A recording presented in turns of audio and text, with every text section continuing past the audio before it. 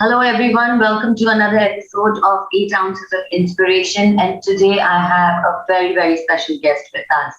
She is an 11-year-old entrepreneur. Her name is Nariman, and she shares the name with my own daughter. So I'm so excited to be having her and having a conversation with her over here. Nia is a grade 6 student at JB Petit High School for Girls. She loves singing, she loves surfing, and she loves animals. She has her own pet, and his name is Surf, and he's an indie. We're going to talk about where she found him and all the lovely things about him. She wants to go into the ocean and go diving someday. She's a singer, and her favorite song is Permission to Dance.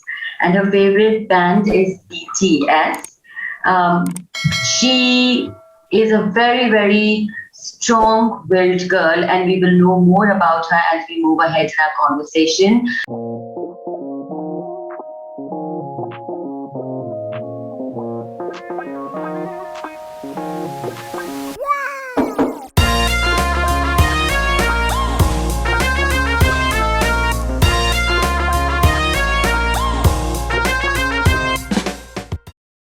So first and foremost, a very warm welcome to you, Nia. Thank you so much for being with us on this podcast. Thank you so much for having me. You have a beautiful smile. And I'm going to start my first question. You're just 11 years old, and you're an entrepreneur, and you make these most beautiful, amazing soaps, right? And you do a lot of work to raise funds. You've done crowdfunding for doing some great work. I will first start with your entrepreneurial venture about the soaps. What is it called, and how did it come about, the whole idea? So I really wanted pocket money. So my mom told me that I should sell something. So she gave me the idea of soap. And I knew how to make soap because I had like a workshop or something for my 6th birthday. So I remember how to make that. And then I decided to make soap.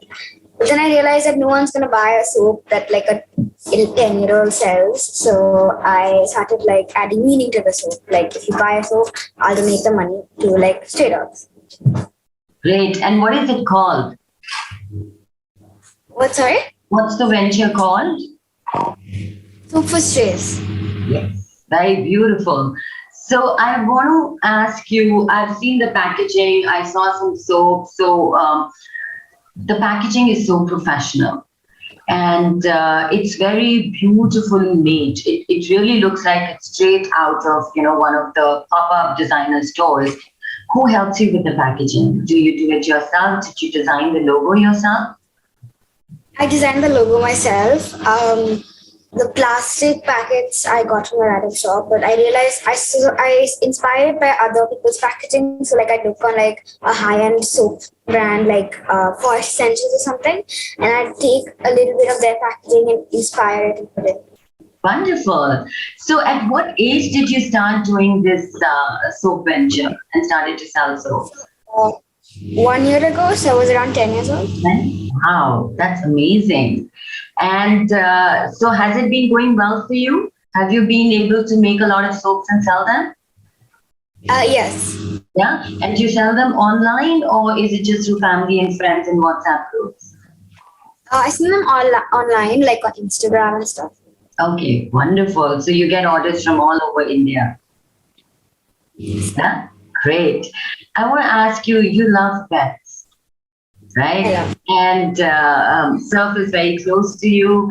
You're very close to Surf. So tell us a little bit about Surf. At what age did you get him? Where did you get him from? What's the story behind it? Him finding a home in your... So actually, I got him in 2020. So yeah. We went to like a pet adoption camp or something, and I saw a dog that we liked. Her name was Cherry. She was a girl, and she was like a complete lap dog, a stray. So Cherry actually got adopted, and before I came there, so the guy who took Cherry to the camp he took my number and called me later in the night around like 10 o'clock and told me that there was a dog. So he came fast and brought this little like brown puppy. He was all like thick and fluted and he looked very sad. Then like a few weeks after, you wouldn't recognize it. Like it was the same dog because his fur had all grown out. There's no ticks, no fleas. He wasn't like scared. He wasn't shaking anymore. And you took really good care of him, so he finally found his own mama in you. Yeah, and then you've nurtured him and you've made him into such a lovely, beautiful dog. So tell us a little bit about your characteristics that you've taken from your mom very distinctively. Your mom is a very, very strong-willed and a very smart, intelligent, accomplished woman. So what are the things that you've taken from her? To be honest, I don't think any. Really? It's my opinion, yeah. Strong-willed? I think you're very strong-willed. Yeah, I also have a great support system, so that's after. Yeah. So what is it? Tell us one thing, if I have to ask you, that you absolutely adore about your mother as a parent. She supports me in whatever I choose to do. She won't like say like, oh, you're just 10-year-old, you can't sell soaps. She's supportive. She's very supportive. And do you sometimes find yourself having a conflict with her on certain things because of the belief system? Or is it always a smooth sail with mom? Anytime. If I ask, do you at any point, I mean, there may be certain situations where you don't agree with mom, or there are things that mom says and you just absolutely are like, oh, why does she say this all the time to me? Anything that you would like to share with us? No. No? When she tells you to do homework, when she tells you, no, you can't have this unless you finish this? Sometimes, yeah. Yeah? Okay. So where, you live in Mumbai, do you love the city? Yeah, it's very nice. Yeah? Have you lived anywhere else besides Mumbai? No. No? Okay. So now I want to just ask you a little bit about, you got really sick a couple of months ago, right? A few months ago. How did you know that you weren't feeling well? What is it that got you alarmed or got mom alarmed? And what's been your journey in knowing that, you have an ailment that really doesn't have, that needs a very long-term cure, right? So you were diagnosed, so share with us, what is it, what were your symptoms, how were you diagnosed, what were you diagnosed with, what's been the journey? So, the thing that we actually were worried about is I had some swollen like lymph nodes on my neck. So my mom went to get that checked out by a pediatrician. She said that it was okay. It was just probably an infection somewhere. And then another one. Then we went to a dermatologist for my infection. There was no infection. Then we finally went to a doctor in SRCC who told my mom not to get a biopsy because my mom was really worried and my grandmother was really worried. So my grandmother told my mom to get a biopsy done for me. So the doctor was like, no, don't do it. She's just going to be in more pain for useless reasons. So my mom did the biopsy and it showed that I had like some lymphoma. Yeah. And after that, After that, we went to an oncology doctor in SRCC, and the doctor told us that I had blood cancer after doing some more tests. Okay. So you've had to go through chemo, you've had to go through some really, those treatments are painful, right? And they can really take a toll on your body and you're so little. How have you, and that's why I say you're so strong-willed, because how have you managed to stay strong for yourself, of course, and for your mother, it's very tough for a parent to, and how, the physical pain that we experience during this time. Did you find certain channels or ways to be able to overcome or combat or keep that pain away physically as well as emotionally? What helped? So I always when I had to go for chemo, I went to a place called daycare in SRCC. So in that daycare, it wasn't just me. It was like all the other patients. Some patients come for dialysis. Some patients come for chemo. Some patients come for like operations or like tests, like bone marrow tests. So when I went there, it was just very chaotic. There was a lot of screaming. There was a lot of like crying and blood. So after a while, I just got used to it. But then I always realized that like there's always someone who there's always, so if I am in pain, there's someone in double pain. There's someone in more pain. That's how I realized. And that's also in SRCC, like there's like a thing, like a program where like people who can't afford the treatment, they come in and then a group like Can Kids or something pays for them. So that's where I got my idea of crowdfunding. And you raised, so how much did you raise and where have you used it? Just given it to Canada? I think 25 lakhs. Wow, that's a very... And they all, and all the money, and all that money went to Can Kids. Wow, that's such a noble cause, Nia. That is just so, when you say that you haven't got anything from your mom, I think you've got everything from your mom. The determination, the will to do things, the strong willpower. But, when you say this, that when I saw myself in pain, but I thought to myself that there are people who are in more pain or double pain, right? They're pain. That for a 10-year... Can you please repeat? I can't hear you. What I'm saying is when you said that when you were going through pain, how you combated it, when you looked at others and you thought to yourself that there are people who are going through even more pain, right? Higher levels of pain. For a 10 and 11 or 11-year-old to have that thought and that maturity or even the ability to say this, that look, I know I'm going through pain, but there's somebody else in much higher levels of pain. So, I need to keep it going. Where did you get that strength from? I don't know. I just felt that way. Yeah. So do you pray a lot? Do you pray at all? No. No, you don't? Okay. Now, how long has been the treatment till you at least came to a path where the doctor said, yes, now it's more maintenance and it's a road to recovery? So the treatment was supposed to be for 6 months. So there's 6 months of medicine, but then in the middle, you get like cut off because your blood counts are low. You have a blood transfusion, and in the worst case scenario, something even worse. I thankfully only had I think 4 blood transfusions. So it went in about 10 months time it was finished. So 9-10 months time it was finished. And I'm in maintenance now. I'm just completing the first month of maintenance. And I'm really thankful that there's no intensive treatment, but the counts do go low and the doctor does say to be careful. Yeah. Well, I know you're going to get healthy again because it's a lot in the mind. And you are so strong in your mind that the mind can change everything around us.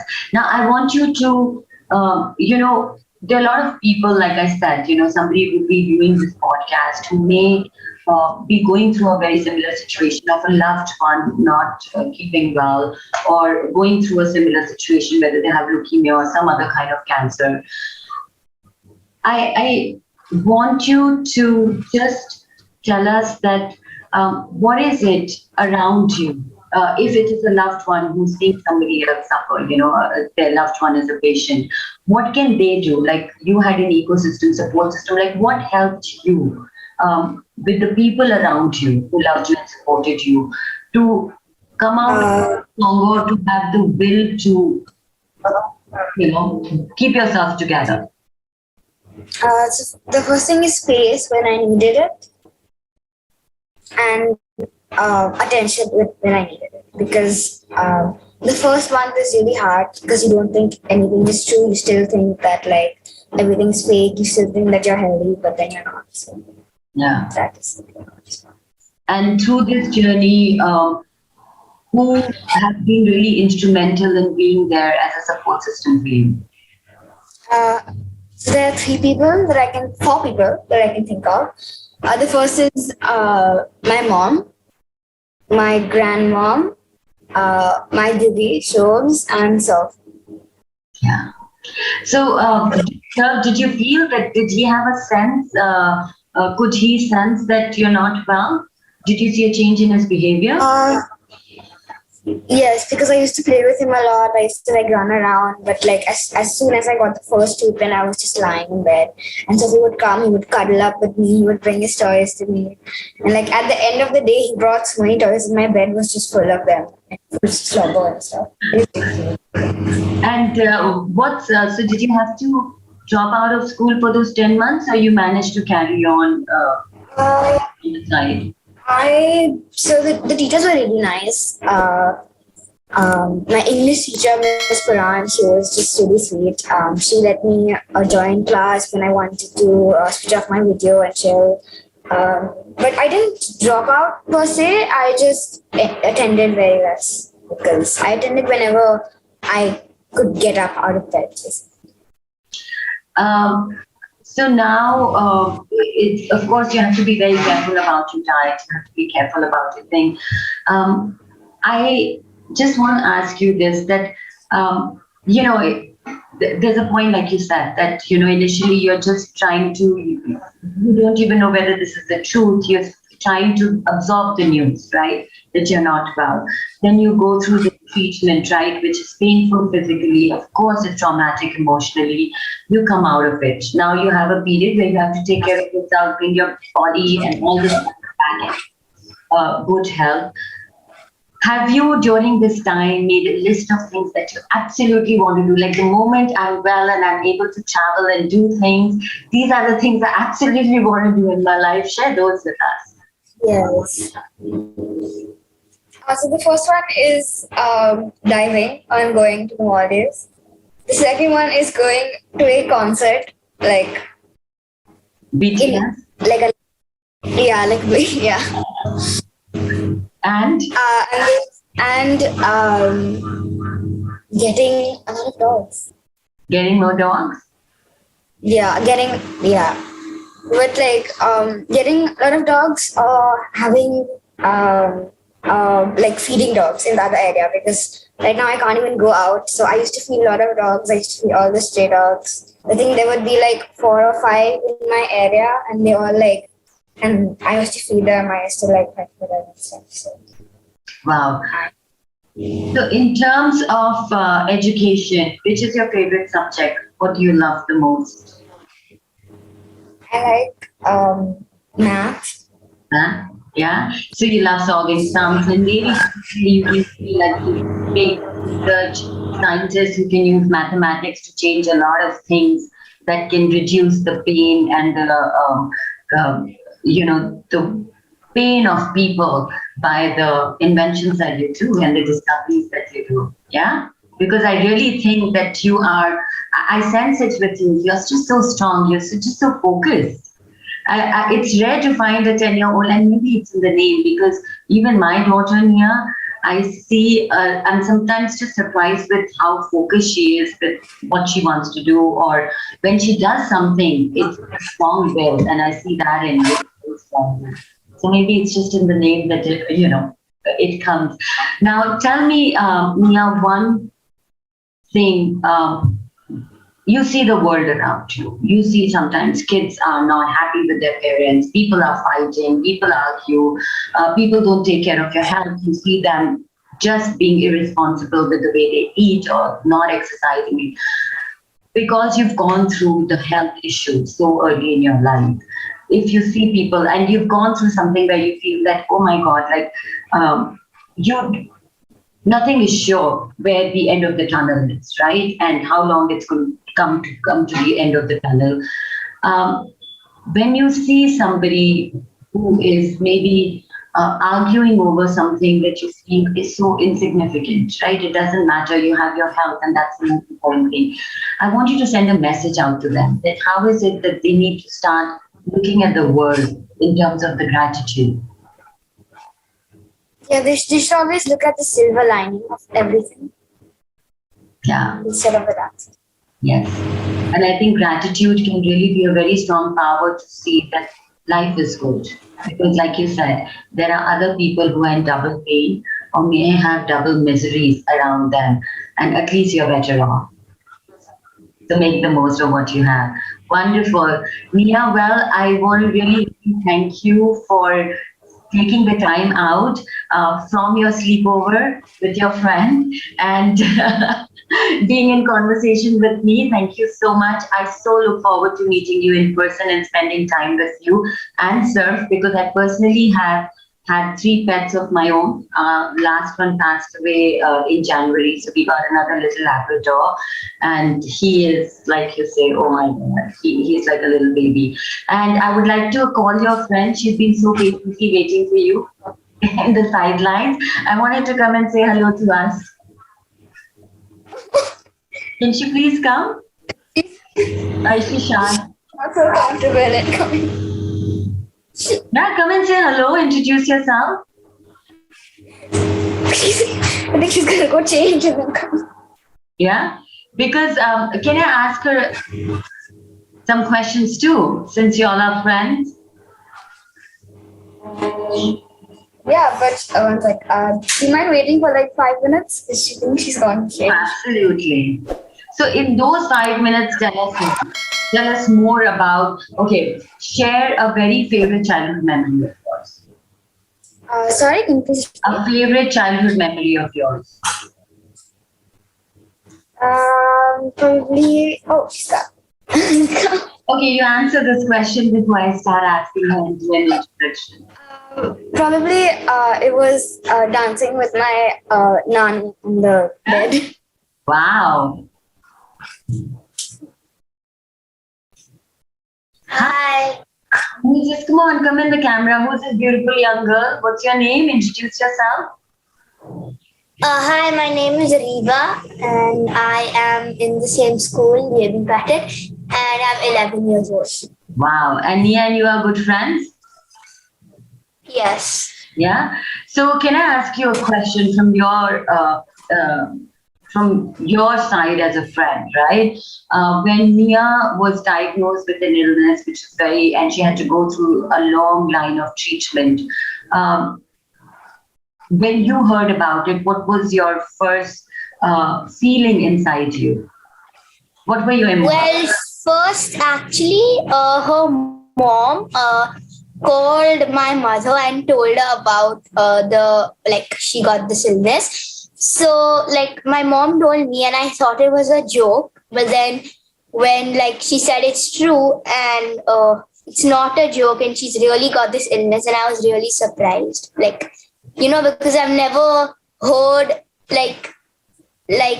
cancer. Nobody has got cancer so far that I know, who's close to me. So I was kind of surprised, and I was little sad. And you've been with Nia, you visited her in the hospital, you visited her home while she was going through her treatment? Well, I've not been to the hospital, but not when she, with the first few months, we didn't really meet. And so now I think we're really catching up. Well, great. I don't want to take away from your precious catching up Sunday, but I just want to say that it's just so precious that you have such a good friendship together. And it's something very, very precious that you must hold on to, nurture, because that gives so much joy and happiness, right? Thank you, Nia. Thank you, both of you, for being with me. And thank you, Nia, for sharing your journey and your life. Bye, and wish you good health, and very, very speedy, complete recovery.